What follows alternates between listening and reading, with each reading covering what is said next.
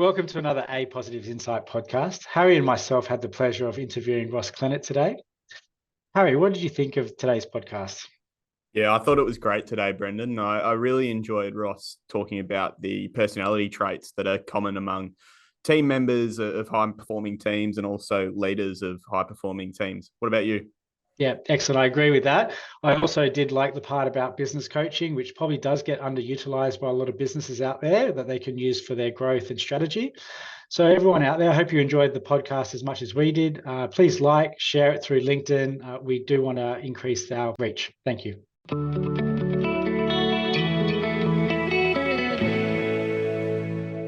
Yeah, welcome to another APositive podcast. Harry Chambers and myself are joined by Ross Clennett.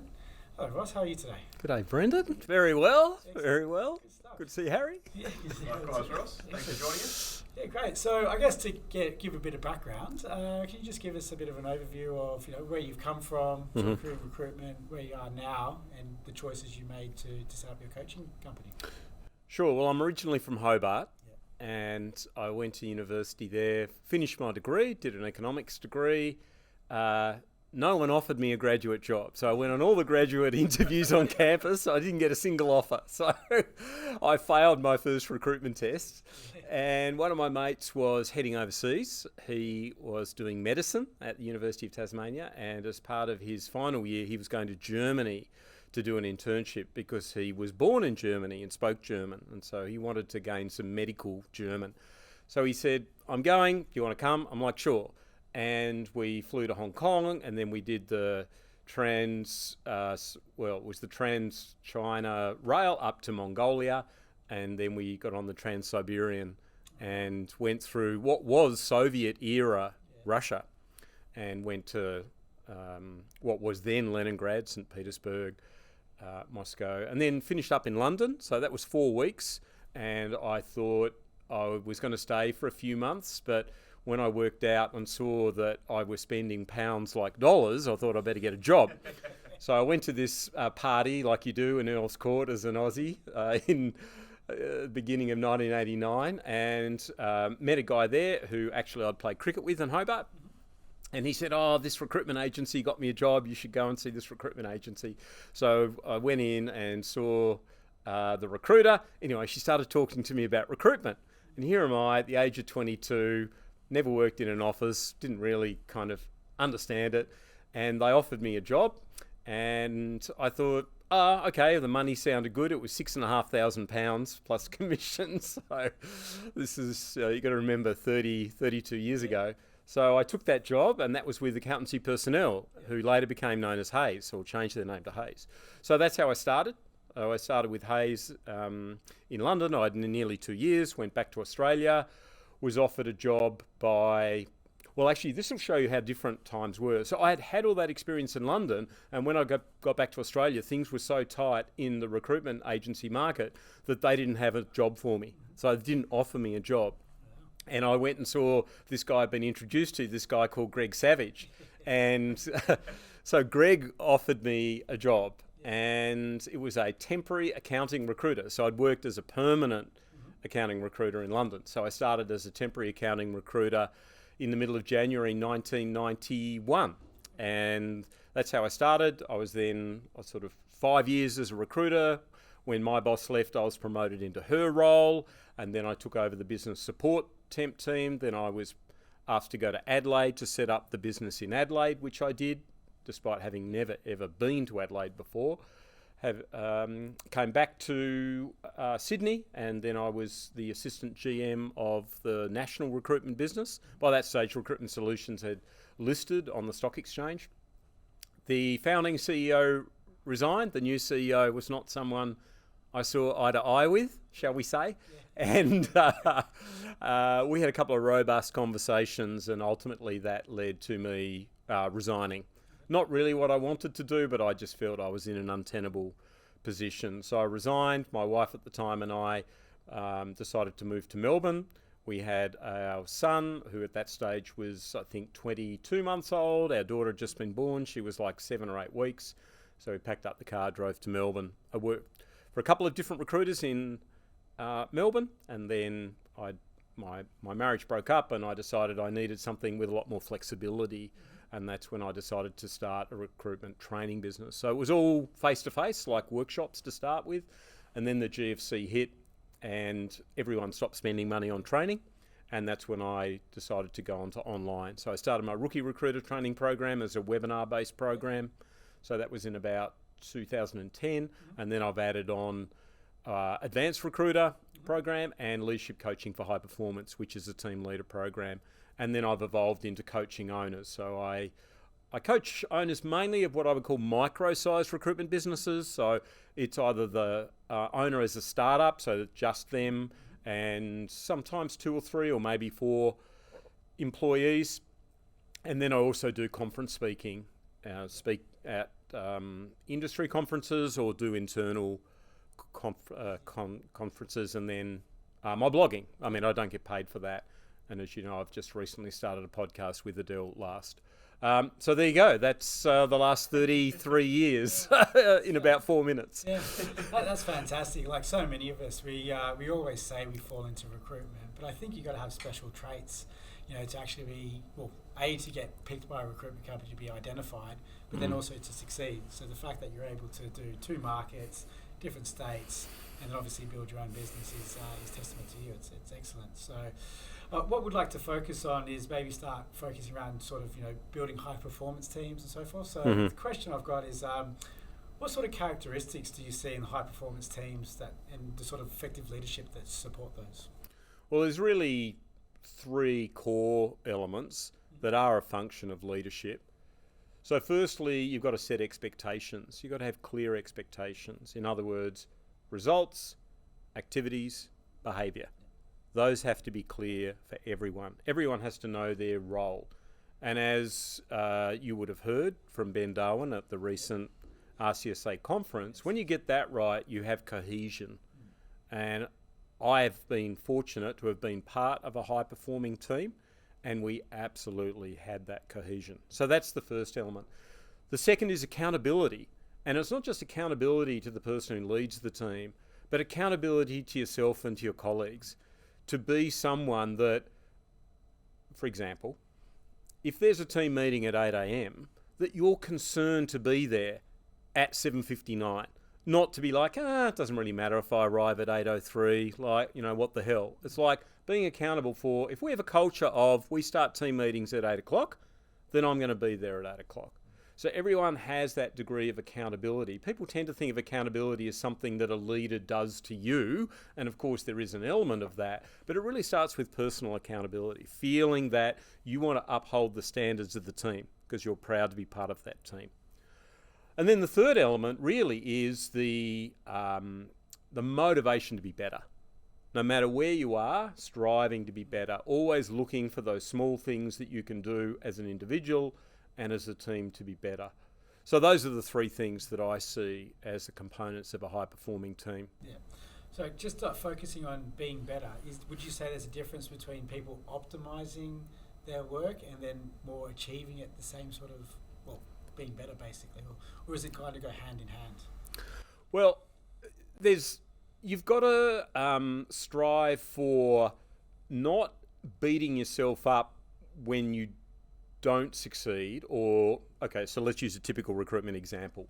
You think you're going to make a placement, the candidate's making all the right noises, you put the offer, and then the candidate turns the offer down. Okay. So it's easy to kind of go, well, the candidate should have told me that they had these other offers or whatever it might be. But ultimately, the only thing you can do is learn from that experience to go, I can't expect the candidate to tell me everything. What questions could or should I have asked to explore what else that candidate might have been considering? So there's that element of being critical about where things aren't going well right in front of you, and then also investing in your development to keep progressing your skills for the next challenge. Yeah, it's interesting. I think going back to that point around accountability, I think every team I've been a part of, I've been fortunate enough that my superiors have had a high level of accountability, and my colleagues as well, and especially at the moment with Brendan and Darren and Ross at APositive. I suppose you've been a part of high-performing team, and in your coaching, you talk to leaders about how to build a high-performing team. It obviously takes a lot of self-awareness to have this accountability, and I'd say like emotional intelligence as well. What other factors do you see as common traits in high-performing teams? Achievement drives is very important. Competitive spirit, you've got to be someone who's motivated by results, because recruitment is binary. You either fill the job or you don't fill the job. There's no halfway filling the job here. And when you don't fill the job, it's got to hurt, because you don't get paid for the work if you don't fill it. And if you're someone who's like, you win some, you lose some, it's like, nah, you're not going to make it as an agency recruiter. It's got to hurt. You've got to want to fill the job. It's got to hurt when you lose. You've got to be determined not to lose the job next time. Not with a view to, being unethical or anything like that, but it's just that level of drive, that high standard that you have for yourself in generating results is there.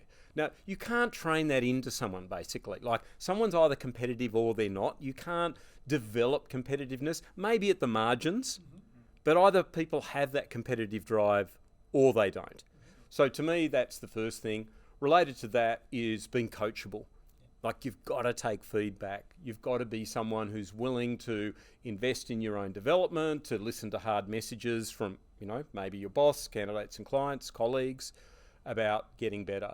Resilience, obviously it's a very challenging industry where some days are great and other days are not, and you've got to be able to manage your emotions and just dust yourself off and not spiral down and not drag other people with you. And the final element is really that team element. You've got to be a team player, particularly on temp and contract. For perm, you can probably get away with having the lone wolf type personality there. But for temp or contract, where you can take and lose a job very quickly, that team element is absolutely critical. So they're the other things that when I work with agency owners and we're talking about their own recruitment, they're the things that I highlight that they should be looking for and satisfying themselves that the people they're hiring into the job of a recruiter have those competencies. Oh, look, I think I was told on my second day in agency recruitment that it's champagne and razor blades. Everyone knows that. It's so true, right?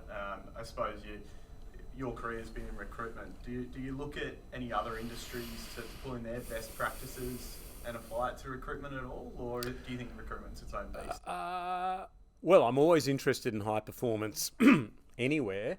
And again, going back to the Ben Darwin presentation, the things he shared about high-performing teams in sport, very, very similar to recruitment. Because in sport, as in recruitment, the scoreboard does not lie. Yeah. You either win or you lose. You either fill the job or you don't fill the job. You either win the game or you don't win the game. You either win the World Cup or you don't win the World Cup. So it's very binary like that. So I think there's a lot that we can learn from sport, and some of the best books that I've read and gained the most from are books that are based on successful sporting cultures, and there are a couple that are like that. Legacy by James Kerr is a book that, if anyone's interested in high performance teams, James Kerr talks about the All Blacks culture and about what they've done to ensure a high performing culture. And so I think sport probably. I don't know, because I've never worked in any other industries. It's a bit hard to really know, but because I'm a sports fan, that's probably the obvious place that I look to. Definitely. Excellent. Okay, so I guess we talk about sort of having a high performance team, having a leader that has sort of traits of emotional intelligence and so forth to help drive that culture.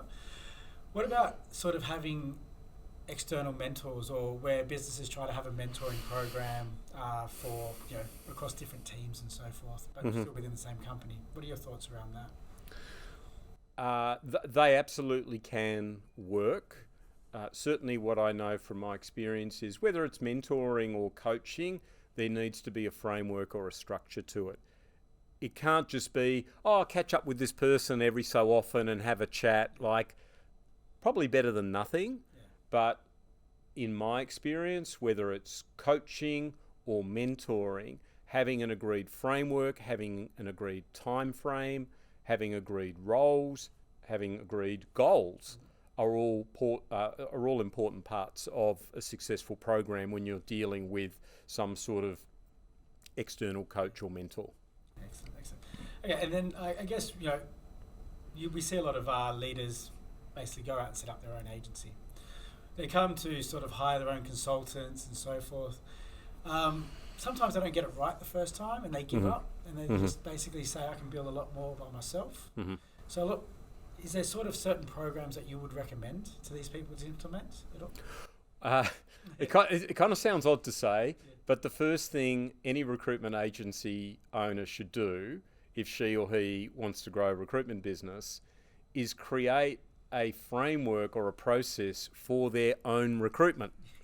Because what I find is recruitment agency owners have been great at recruiting for their clients, but are actually pretty terrible at recruiting for themselves. And why do they do that? Because they go on gut instinct. They have a chat to someone. Oh, Brendan seems like a good player. Oh, Harry's optimistic. He's, chatty. We'll give him a go. Rather than, well, let me really drill into Harry's achievement drive. Has he really got the level? How coachable is Harry? Let me ask some competency-based questions to understand his coachability. Like, it's pretty basic stuff, but being clear, what are the competencies that I need to satisfy myself that the candidate has? And then ensuring you've got some documentation to support that. In fact, the immediate coaching session before I've met with both of you is actually going through this with a recruitment agency owner. Do you have your own recruitment process? Pause. Slight sheepish look. Oh, no, I don't, Ross. Right. Okay, let's start with that. Even just a one-pager is kind of better than nothing. This is the criteria. What are the 3 reasons that I think this person will succeed working for me? What are the 3 question marks or the reasons this person may not? How do I explore those? Maybe it's a second interview, reference check. Maybe it's appropriate to do some sort of profiling or psych assessment. Like, it's just the lack of discipline that most recruitment agency owners have around their own process. That's what holds them back from growing their business at a faster rate than they do. Excellent. Yeah, interesting. I suppose leading on from that, like, business coaching isn't a one-size-fits-all. Recruitment, we're seeing certainly more and more high billers, high-performing recruiters are stepping out on their own and providing a more niche service and are really partnering with their clients. How do you approach business coaching and what do you see as a primary role and does that evolve as the business grows? Well, firstly, I don't call myself a business coach. I'm a high performance coach because I'm working with the individual. And the role of a coach, to kind of just provide sort of the major sort of points in considering a coach. Firstly, a coach helps a person, so in this case an owner, clarify their goals. So the people that hire me as their coach, they have a particular goal or they have some sense of what they want to accomplish. So before I start working with them, I have them articulate specifically what they want to get out of working with me. The second thing in working with a coach that I help the owner with is looking at their resources, which is, so what I mean by resources is when you're looking to grow, you're only going to do that leveraging the existing resources. So resources such as cash, the people that you've got, the database that you've got. Because, to give you a specific example, a recruitment agency owner goes, oh, I've got this opportunity to hire this person to start a new division. It's going to cost me $150K, say, to bring this person in, salary plus guaranteed bonus for da-da-da-da. They've got all this network. So I might say, okay, great. So what sort of existing database do you have for that person to work with? Oh, nothing. Okay, so you're going to pay them $150K and they're going to have to create a database from scratch. Yes, that's right. What about your existing database? How well do you think you're utilising the candidates there? Not very. Like, okay, so an example. So of the candidates in your database, so firstly, how many might you have? They might go 15,000. So how many of those would you and your team have contacted in the last 12 months? They go, maybe 1,000. Okay, so you've got 14,000 people on your database that you've not spoken to for 12 months. So do you think it's better to spend 150 grand on the salary of someone to try and create a database from scratch of candidates and clients? Or do you think it might be better to pay 80K to have someone just ring all your candidates and try and generate candidates who are now active again? Okay, that's a good point. I hadn't thought about it like that. So that's what I mean by resources. Having someone think a little bit differently. Great if they've got 150K to invest in a salary, but what if they invested 80 and used their existing resources within their database? And then the third thing is helping the owner see more options, which I suppose is just what I've gone through as an example. What resources do they have and what options do they have, rather than, for example, starting a new office in Sydney when you've only got 8 people in Melbourne. And if you've got space to add 4 more people in Melbourne, why wouldn't you add 4 more people in Melbourne first, rather than taking office space in Sydney and hiring people that you're going to have to fly up and see? And to that point, help the owner think not just about, it'd be great to be in Sydney because we've got Sydney-based clients, to say to the owner, so if you're my owner, go, okay, Brendan, so are you prepared to spend 1 to 2 nights away from your family every week or every other week for the next year? And if you're okay, what about your family? Have you spoken to them? Oh, I hadn't really thought about that. Okay, well, because opportunity cost is a big thing in being a recruitment agency owner. There are many things that you could do, but what's the opportunity cost of that? And not just in a business sense, but in a personal sense as well. I think that's really interesting as somewhat of a question without notice, but just going back to optimising your resources, at the moment we're certainly seeing a lot more tools and AI and automation and data cleansing and all that sort of stuff coming through recruitment, and we're seeing a lot more partners come out. Are you seeing a real shift from the businesses you work with into spending so much on automation that they're forgetting about the bare bones of recruitment and actually picking up the phone and making calls or going out and seeing clients? Have you noticed much of a shift at all? Well, I'd say they're probably distracted by the possibilities of tech. So whether they're investing in it or not, they're thinking about it. And it's always like the shiny new thing. It's like, it's interesting, everyone else seems to be doing it, I better be paying attention. And I'm not saying that people shouldn't, but it's more about, well, what are the core parts of my business that have been the foundation of my agency's success for the last year or 2 or 3 or 4 or 5?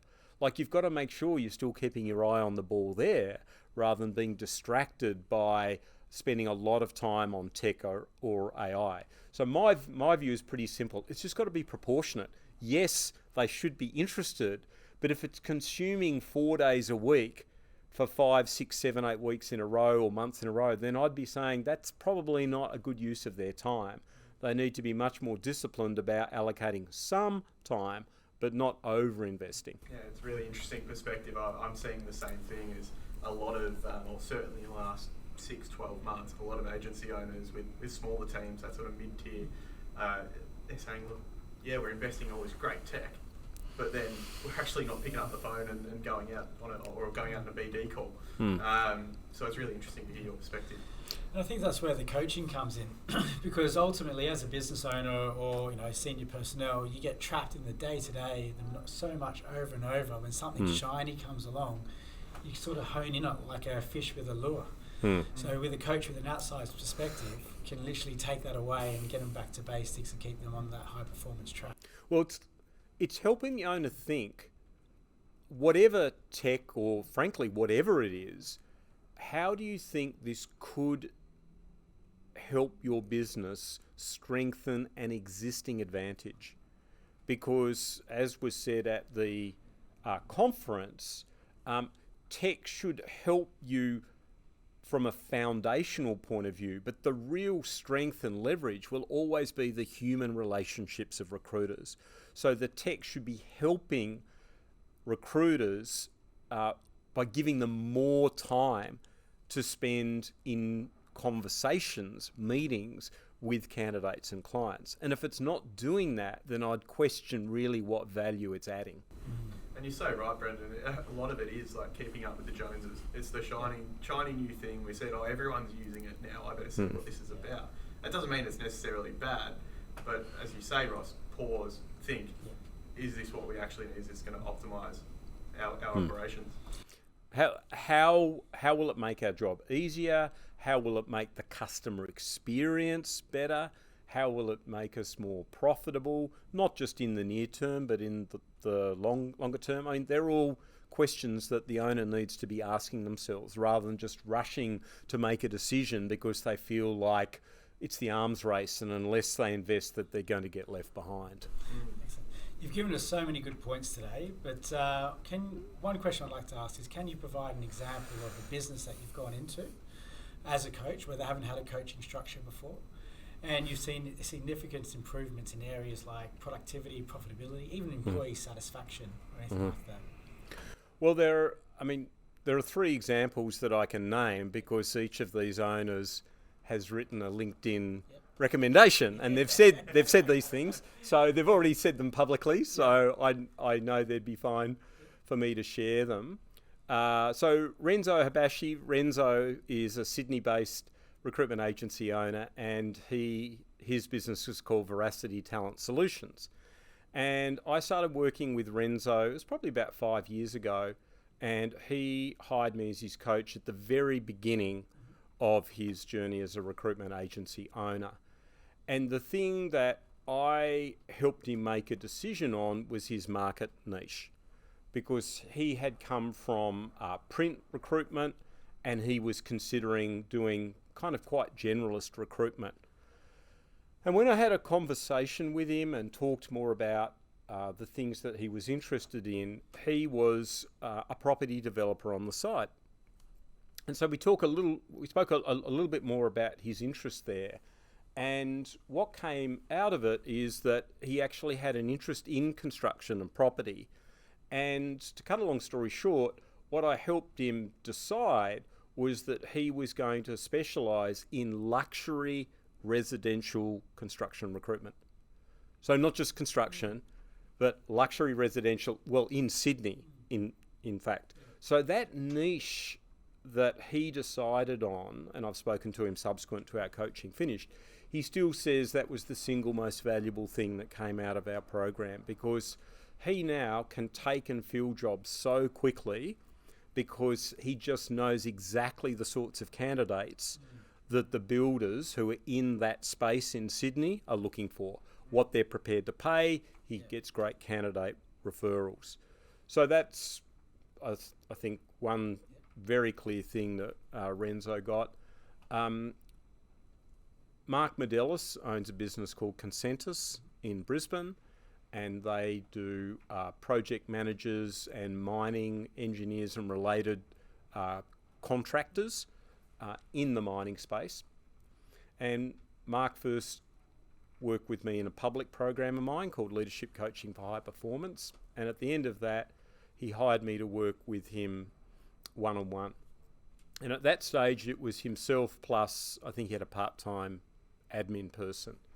And what Mark really wanted to do was to create a foundation for his business in setting up, back to my earlier point, a proper foundation for his own hiring, and from that to actually set up a proper foundation for job descriptions, performance appraisals, a way of specialising people into niches. And when we finished our coaching, he was, I think, then at 7 employees. And I think when I spoke to him most recently, he was at 14 or 15. And I don't have his permission to say his contractor numbers, but I think I can say that from when he started with me to where he is now, he's grown them by a factor of 6 or 7. And he's got a very successful business. So I think it was that foundational work with Mark, and again, that's what he said in the LinkedIn recommendation. And with a couple of agency owners here in Melbourne, Greg Brown and James Kennedy at Calibre. So they do IT vendor recruitment, sales, BD people. They'd hired a couple of people into their business, they seem like good blokes, let's give them a go. Been a disaster.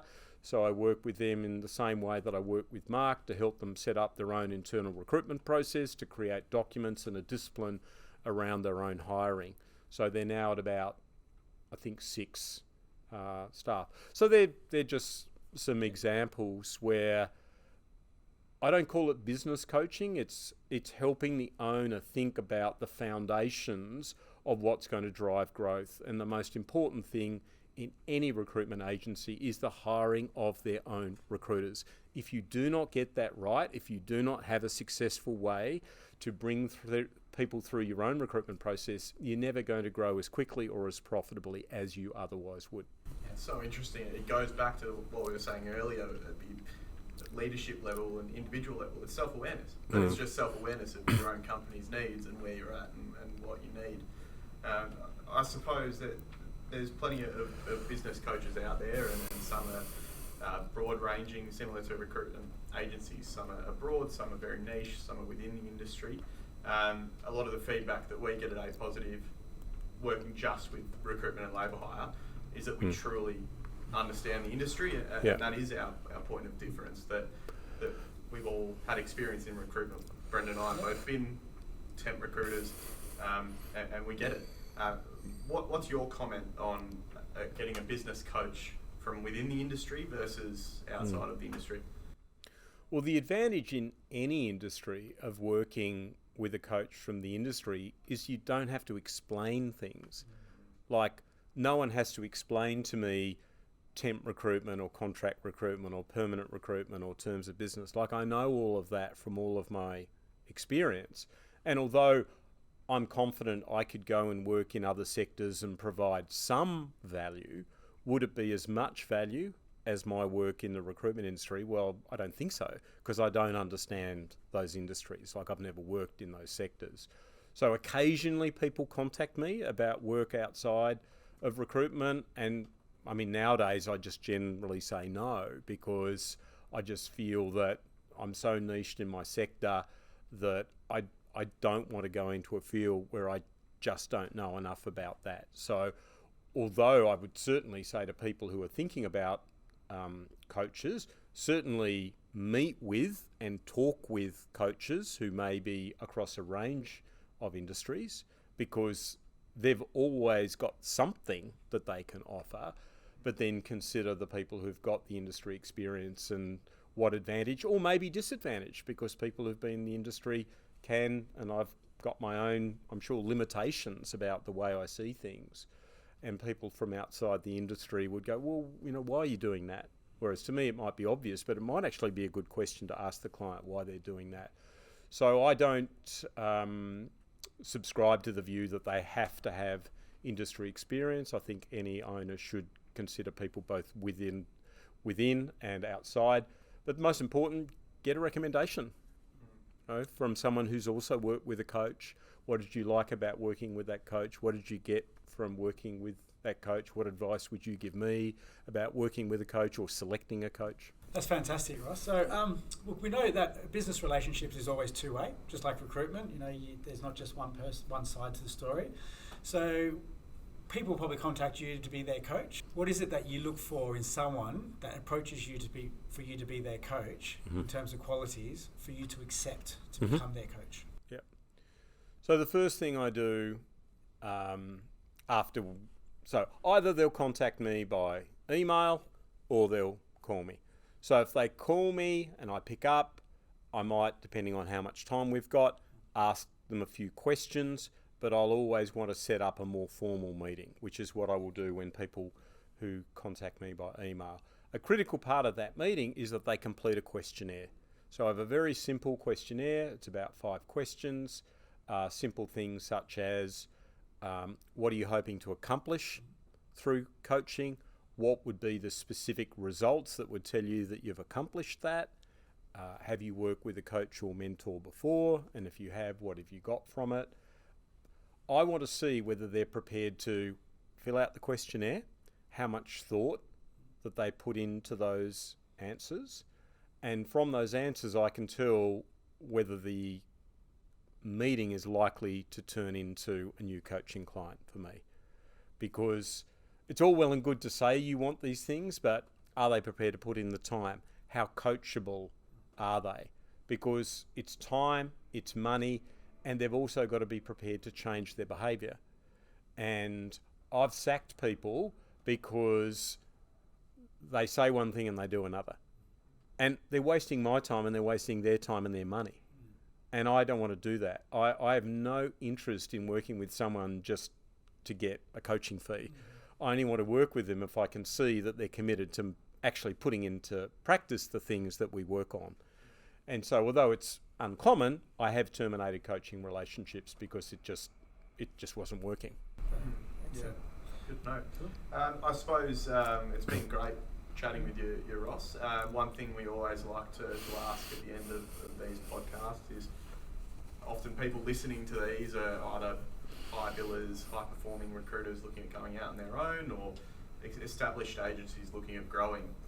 What's the one piece of advice that you would give to those sorts of people? Talk to people who have been there, done that.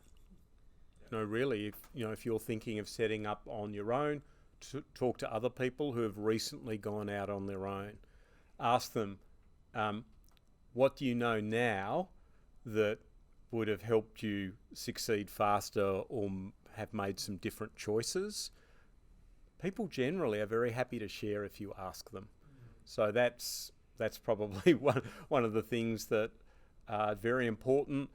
And also there are a lot of free resources. So you don't actually have to have an individual discussion with someone. You can listen to interviews, and thankfully there's quite a lot of free resources, podcasts such as this, such as my podcast with Adele's and other podcasts, where there are many discussions with recruitment agency owners and other high billing recruiters where you can hear from their experience. And if you can access those resources for free, why the hell wouldn't you access them and just consume as many as you can and learn as much as you can? Yeah, definitely. Got to plug the we've got our ebooks, so we've got to plug the recruitment startup ebook. But you're so right. All the podcasts out there, you can fill up hours of your day. People in this industry are very generous, really, and you've only got to see how much is available for free to know that without even spending any money, there's a lot that you can learn from the experiences of other people. Excellent. Great. Well, thank you for your time. That was very informative. It was amazing. I really appreciate it. Pleasure, Brendan. Harry, anytime. Thanks so much, Ross. Yeah. Thanks. It's been great.